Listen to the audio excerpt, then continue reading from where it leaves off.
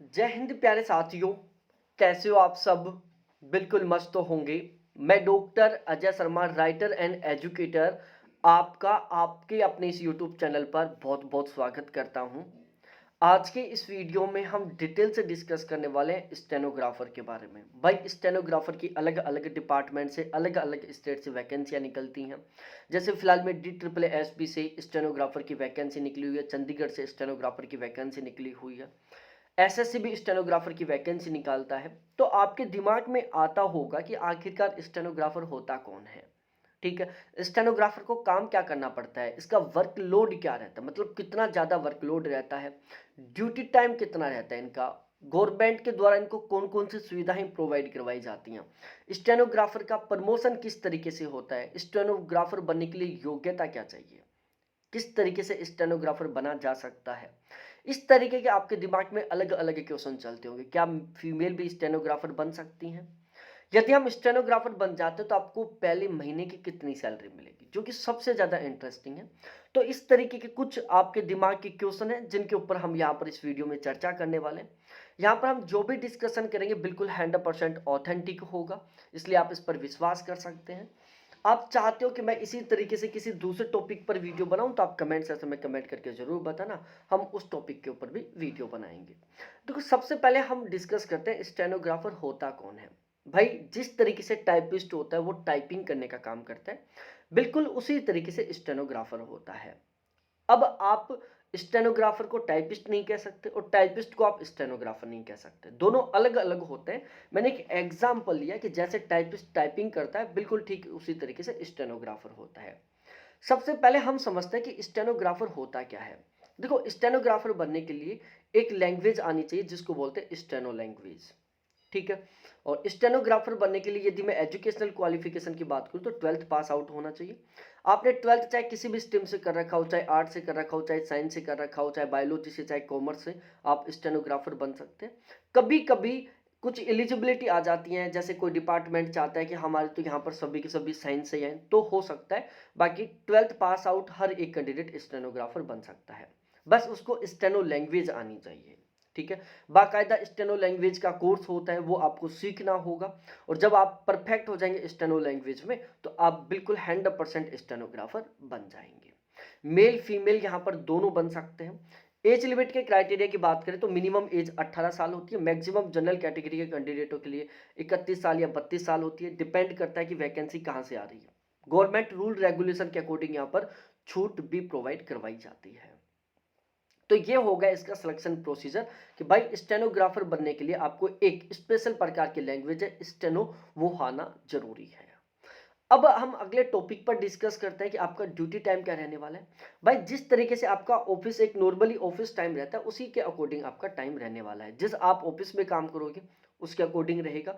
सामान्यतः 9 बजे से लेकर शाम के 5 बजे तक का आपका ऑफिस टाइम रहेगा, 9 बजे से लेकर 5 बजे तक का। वर्कलोड की बात करें तो वर्कलोड से पहले मैं आपको समझाता हूं कि इनका वर्क प्रोफाइल क्या होता है। देखो, वर्क प्रोफाइल में जो स्टेनोग्राफर है ना, एक बहुत ही अच्छी खासी रेपुटेशन वाली जॉब है, एक बहुत ही अच्छी खासी पावरफुल जॉब भी कह सकते हैं। क्योंकि आप पावरफुल इंसानों के साथ काम करने वाले हो, आप उन लोगों के साथ काम करोगे जो एक बहुत ही अच्छी खासी पोस्ट पर हैं। आप ऑफिसर्स के साथ रहोगे, आप मिनिस्टरों के साथ रहोगे, आप मंत्रियों के साथ रहोगे, बड़े बड़े अधिकारियों के साथ रहोगे। अब आपको काम क्या करना होगा, आपने देखा होगा बहुत सारी जगह कॉन्फ्रेंस होती हैं। ठीक है, मंत्री जी भाषण दे रहे हैं, तो जो स्टेनोग्राफर होता है वो क्या करता है, उस भाषण को लिखता है। ठीक है, स्टेनो लैंग्वेज में कन्वर्ट करता है और फिर उसको वो हिंदी लैंग्वेज में कन्वर्ट करके और नोटिस जारी कर देता है, और फिर वो नोटिस हमारे पास आ जाता है। दूसरा मैं एग्जांपल देता हूं, सपोज डेट कहीं पर डीजी था। ठीक है, जो डिस्ट्रिक्ट जज होता है, मतलब या फिर कोई कलेक्टर वगैरह थे, कोई भी थे, या कोई भी बड़े ऑफिसर थे, वो आपके गांव में कोई मीटिंग हो रही थी उसमें आए। ठीक है, और उसमें उन्होंने कुछ डिसीजन लिए।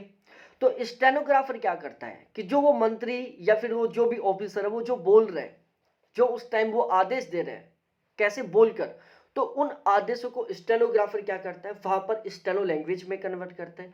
फिर ऑफिस में आकर क्या करता है, उस स्टेनो लैंग्वेज से उनको वो हिंदी और इंग्लिश लैंग्वेज में कन्वर्ट करता है और फिर वो नोटिस जारी कर देता है।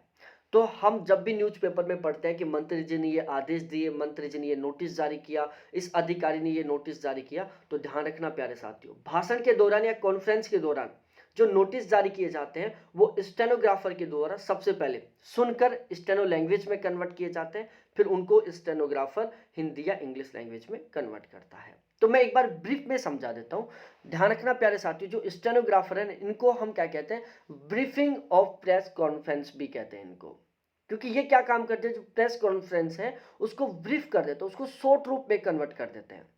ठीक है, बहुत बड़ी कॉन्फ्रेंस थी उसको छोटे से रूप में कन्वर्ट कर देते हैं, 2 घंटे के भाषण को वो लगभग 10 20 30 लाइनों में कन्वर्ट कर देते हैं। कौन करता है ये काम, कौन, स्टेनोग्राफर करता है। तो स्टेनोग्राफर का मेनली काम क्या होगा कि जो भी बड़े ऑफिसर हैं, जो मिनिस्टर हैं, जो बोलकर भाषण देते हैं, उन भाषणों को वो स्टेनो लैंग्वेज में कन्वर्ट करते हैं, फिर उस स्टेनो लैंग्वेज से वो उसको हिंदी और इंग्लिश लैंग्वेज में कन्वर्ट करने का काम करते हैं। तो आप ऑलमोस्ट किसके साथ रहोगे, बड़े ऑफिसरों के साथ रहोगे। ठीक है, आप सदा बड़े ऑफिसरों के साथ रहने वाले हो। वर्कलोड बिल्कुल ना के बराबर रहेगा प्यारे साथियों, क्योंकि आप बड़े ऑफिसरों के साथ हैं। हाँ, जब कभी कभार हो सकता है कि वर्कलोड ज़्यादा हो, बाकी बहुत ज़्यादा वर्कलोड नहीं रहने वाला। उसके बाद गवर्नमेंट के द्वारा आपको बहुत सारी अलग अलग प्रकार की सुविधाएं प्रोवाइड करवाई जाएंगी, जैसे आपको और आपकी कंप्लीट फैमिली को फ्री मेडिकल फैसिलिटी प्रोवाइड करवाई जाएंगी। ठीक है, आपके बच्चों को एजुकेशन की फ्री फैसिलिटी प्रोवाइड करवाई जाएगी। ठीक है, ट्रांसपोर्ट का अलाउंस आपको प्रोवाइड करवाया जाएगा। ठीक है, आप सपोज डेट किसी मंत्री के साथ किसी कॉन्फ्रेंस में जा रहे हो, तो वहां पर आपको रहने खाने की सबकी व्यवस्था की जाएगी, और वो सारा सब कुछ गवर्नमेंट के द्वारा किया जाएगा, आपका एक भी रुपए खर्च नहीं होगा। सपोज डेट आप जयपुर से हो, कोई कॉन्फ्रेंस है जो बिहार में पटना में हो रही है, केरल में हो रही है, तो आप मिनिस्टर साहब या ऑफिसर के साथ केरल जाओगे, तो आपका ट्रेवल का कंप्लीट खर्चा गवर्नमेंट उठाएगी। फिर वहां पर आप रहोगे, नाश्ता करोगे, खाओगे, पियोगे, सोओगे, सारा खर्चा गवर्नमेंट उठाएगी। तो ओवरऑल बहुत अच्छी खासी जॉब है। हो सकता है कि बहुत सारी बार आपको अलग अलग जगह घूमने का भी मौका मिलेगा। अब हम डिस्कस करते हैं यहाँ पर सैलरी के बारे में कि आपको सैलरी कितनी मिलेगी। देखो प्यारे साथियों, जो स्टेनोग्राफर है ना, वो ग्रुप सी में आता है, 2400 ग्रेड पे होता है, लेवल 4 में आता है। पे स्केल इनका 25,500 रुपए से लेकर 81,100 रुपए तक होता है। जब आप स्टेनोग्राफर बनोगे तो आपकी पहले महीने की जो बेसिक सैलरी वो रहेगी 25,500 रुपए। कितनी रहेगी, 25,500 रुपीज। ठीक है, यहाँ पर हम जो सैलरी स्लिप के बारे में डिस्कस कर रहे हैं वो 2024 के अकॉर्डिंग डिस्कस कर रहे हैं। ठीक है, तो प्यारे साथियों, आप जब स्टेनोग्राफर बनोगे तो आपका पहले महीने का जो बेसिक पे वो रहने वाला है 25,500 रुपए। डीए की बात की जाए तो फिलहाल में जो डीए की रेट है वो 46% है। बाकी ये डिपेंड करेगा स्टेट टू स्टेट, आप कौन से स्टेट से स्टेनोग्राफर बन रहे हैं, थोड़ा बहुत ऊपर नीचे हो सकता है ये। तो फिलहाल में 46% है, लेकिन जब तक आप स्टेनोग्राफर बनोगे तब तक ये 50% हो जाएगा, जो कि हाल में फरवरी मार्च तक ये 50% होने वाला है डीए। तो हमने यहाँ पर 50% के अकॉर्डिंग ही कैलकुलेट किया है, तो 12,750 रुपये आपका डीए बन जाता है। फिलहाल में जो एचआरए की रेट है 9%, 18%, 27% के अकॉर्डिंग है। लेकिन रूल रेगुलेशन के अकॉर्डिंग जब डीए 50% या उससे ज़्यादा हो जाएगा तो एचआरए बढ़कर 10%, 20% और 30% हो जाएगा। तो यहाँ पर हमने एचआरए 30% के अकॉर्डिंग कैलकुलेट किया, तो 7,650 रुपये आपका एचआरए बन जाता है। ट्रांसपोर्ट के आपको 3,600 रुपये महीने के मिलेंगे, डीए ऑन टीए के आपको 1,800 रुपये मिल जाते हैं। तो इस तरीके से आपकी पहले महीने की ग्रोस सैलरी बनती है 53,300 रुपीज़, 53,300 रुपये। अब इसमें कुछ कटौतियां हो जाती हैं, जैसे आपका एनपीएस कटेगा। भाई एनपीएस क्या होता है, आपको झटका लगा होगा क्या 3,825 रुपये फोकट के कट गए? भाई फोकट के नहीं कटे हैं। जिस दिन आपकी ज्वाइनिंग होती है उसी दिन गवर्नमेंट के द्वारा आपका एक एनपीएस अकाउंट खोला जाता है। ठीक है, अब क्या होता है, आपके बेसिक पे और डीए दोनों का 10% अमाउंट आपकी ग्रोस सैलरी में से काटकर आपके इस एनपीएस अकाउंट में ट्रांसफर कर दिया जाता है।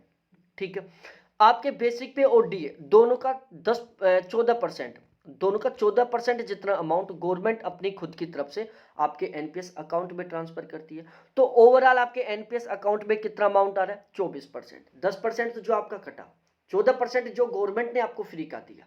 ठीक है, तो टोटल 24% आपके हर महीने एनपीएस अकाउंट में जुड़ेगा। इस पर आपको सिंपल इंटरेस्ट के अकॉर्डिंग ब्याज मिलेगा। जब आप रिटायरमेंट लेके आओगे ना, तो ये पूरा एक साथ आपको वापस मिल जाएगा विद इंटरेस्ट के साथ। ठीक है। तो भाई जस्ट डबल से ज़्यादा गवर्नमेंट आपको बिल्कुल फ्री का दे रही है एनपीएस की वजह से। ध्यान रखना, एनपीएस की वजह से आपकी जो सैलरी है वो 100% नहीं बल्कि 114% बनती है। तो ये तो बहुत अच्छी बात है कि जितना ज़्यादा एनपीएस कटेगा ना उतना ही ज़्यादा गवर्नमेंट आपको फ्री का देगी, और वो तो वापस मिल ही रहा है आपको, विद इंटरेस्ट के साथ मिल रहा है। ठीक है। सीजीजीआईएस के आपके 120 रुपए कटेंगे, जिसमें आपको फ्री मेडिकल फैसिलिटी प्रोवाइड करवाई जाएगी। तो टोटली कुल कटौती हो जाती है 3,945 रुपए की। अब हम सबसे मेन डिस्कस करते हैं नेट सैलरी के ऊपर, जो आपके अकाउंट में पहले महीने में ट्रांसफर होने वाली है। अभी तक चैनल को सब्सक्राइब नहीं किया तो प्लीज एक बार चैनल को सब्सक्राइब करो, वीडियो को लाइक करो, अपने सभी दोस्तों के साथ एक बार जरूर शेयर करो। आप चाहते हो कि मैं इसी तरीके से किसी टॉपिक पर वीडियो बनाऊं तो आप कमेंट सेक्शन में कमेंट करके जरूर बताओ। तो प्यारे साथियों, यदि आप स्टेनोग्राफर बनते हो तो आपकी पहले महीने की जो नेट सैलरी है वो रहने वाली है कितनी भाई, 53,300 रुपए में से आप 3,945 रुपए लेस कर लेना। बाकी का जो अमाउंट बचेगा ना वो आपकी नेट सैलरी रहेगी। तो अप्रोक्स 49,000 रुपए के आसपास आपकी पहले महीने की नेट सैलरी रहने वाली है, जो कि एक बहुत ही अच्छा खासा अमाउंट है। सैलरी में जो इंक्रीजमेंट बहुत ही बेहतरीन तरीके से होने वाला है। भाई आपका जो ये बेसिक पे है ना वो हर साल 3% बढ़ेगा। ठीक है भाई, बेसिक पे हर साल 3% बढ़ेगा। डीए है साल में 2 बार बढ़ेगा, एक बार जनवरी में बढ़ेगा, दूसरा जून जुलाई में बढ़ेगा। ये लगभग कितना बढ़ता है डिपेंड करेगा गवर्नमेंट के ऊपर, लेकिन लगभग हम एवरेज निकाल कर चले तो 5% से लेकर 8% के बीच में आपका हर साल डीए बढ़ने वाला है। एचआरए भी बढ़ेगा, लेकिन वो डिपेंड करेगा अलग से गवर्नमेंट के रूल रेगुलेशन के ऊपर। तो ओवरऑल बहुत अच्छे खासे तरीके से आपकी सैलरी में इंक्रीजमेंट होगा। बहुत ही गजब की जॉब है, बहुत ही शानदार वाला सीन है, बहुत ज़्यादा वर्कलोड नहीं है, आराम से मस्त तरीके की नौकरी है। बहुत अच्छा लगा होगा वीडियो तो प्लीज़ लाइक करो, कमेंट करो, शेयर करो और चैनल को जरूर सब्सक्राइब करो। बहुत बहुत धन्यवाद आपको देखने के लिए। थैंक्स बाय मेरे प्यारे साथियों।